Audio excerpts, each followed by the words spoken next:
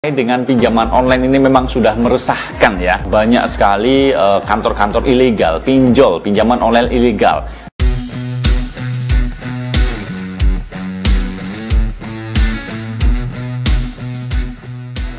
Assalamualaikum warahmatullahi wabarakatuh. Sahabat MOC, apa kabarnya? Jumpa dan ketemu lagi. Hari ini kita ingin sharing kembali informasi terkait dengan yang sedang banyak dibicarakan orang, yaitu tentang pinjaman online. Udah pernah dengar teman-teman pinjaman online atau pinjol? Atau barangkali udah pernah pinjem gitu ya. Nah, kemarin ya beberapa hari yang lalu terjadi penggerbekan di mana-mana kantor pinjaman online atau pinjol ini. Ini memang sudah sangat meresahkan gara-gara pinjol, banyak orang yang akhirnya terlilit hutang menumpuk, ada yang stres, bunuh diri dan sebagainya. Nah, Presiden Jokowi sampai mengomentari agar segera dilakukan tindakan. Nah, dari komentar Pak Jokowi tersebut akhirnya polisi melakukan tindakan dengan penggerbekan kantor pinjaman online di mana-mana di beberapa daerah di Indonesia. Nah, bagaimana informasi selengkapnya? Ayo kita simak dalam tayangan yang berikut ini.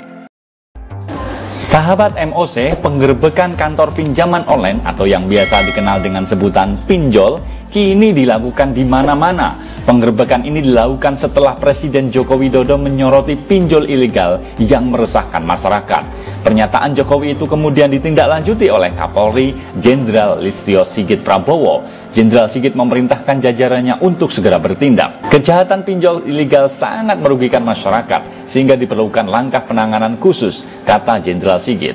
Sebanyak 7 kantor pinjol ilegal di Jakarta digerebek oleh Direktorat Tindak Pidana Ekonomi Khusus Bareskrim Polri. 7 orang diamankan dari kantor pinjol ilegal di Jakarta Utara dan Jakarta Barat. Direktur Tindak Pidana Khusus Brigjen Helmi Santika menyebutkan, tugas para pelaku tersebut adalah sebagai penagih utang dan operator SMS blasting.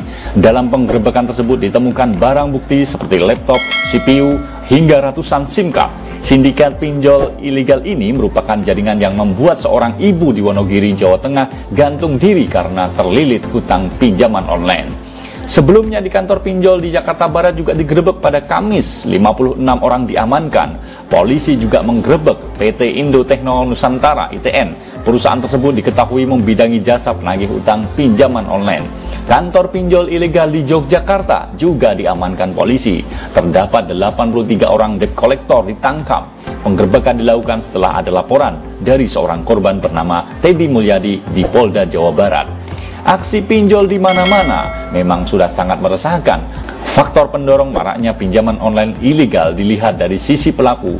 Pinjol ilegal biasanya mereka memberikan kemudahan mengunggah aplikasi, kemudian sulit diberantas karena lokasi server banyak ditempatkan di luar negeri.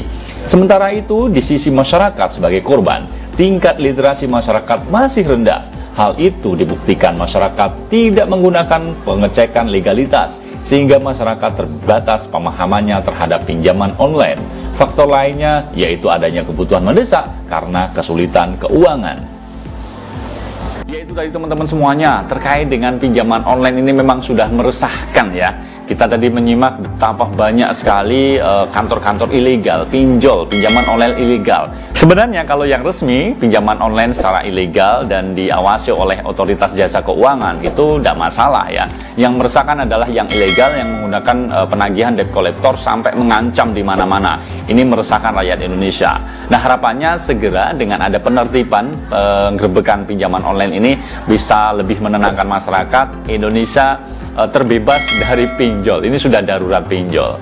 Ya, teman-teman semuanya, itu aja informasi singkat yang bisa kita sharingkan pada kesempatan kali ini. Tetap waspada, jangan mudah pinjem online gitu ya. Harus tetap kita waspadai. Terima kasih kebersamaannya. Saya undur diri. Sampai ketemu di lain kesempatan. Assalamualaikum warahmatullahi wabarakatuh.